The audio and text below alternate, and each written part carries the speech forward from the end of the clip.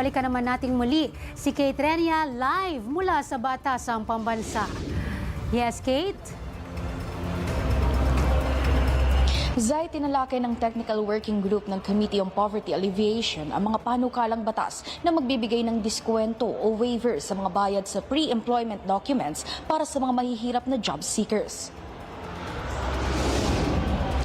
Hinikayat ni 4Ps Party List Representative JC Abalos ang pagsumite ng Department of Budget and Management at Department of Finance ng ilang kinakailangan dokumento dahil ani ng mga ahensya ay maaaring makaapekto ito sa revenue ng pamahalaan. Ayon kay Representative Abalos, kung posible para bang pagdagdag ng mas malaking discount dahil anya makakatulong ito para ganahan pa ang mas maraming trabahador at makatulong sa kontribusyon pagdating sa mga buwis para sa ikauunlad ng ekonomiya ng bansa. Sinang-ayunan naman ito ni Nanay Party List Representative Flora Villatco na siya ring chairperson ng Technical Working Group. Anya, bababa rin ang unemployment rate sa bansa sakaling ito'y maipasa. Ayon naman sa National Anti-Poverty Commission, sa pamamagitan din ng paggamit ng e-gov application, maaaring mabawasan pa ang fee sa mga pre-employment documents. Natiyak makakatulong sa mga job seekers na may financial problem. Para naman sa National Commission on Indigenous Peoples, malaking tulong ito sa mga IPs, lalo ang ilan ay lumuluwas sa mga urban area para maghanap ng trabaho.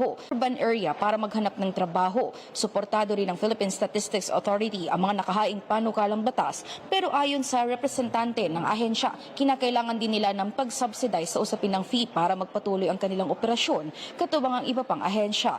Bukod dito, tinalakay rin ang House Bill 677 na inahain ni Cavite 2nd District Representative Lani Mercado Revilla.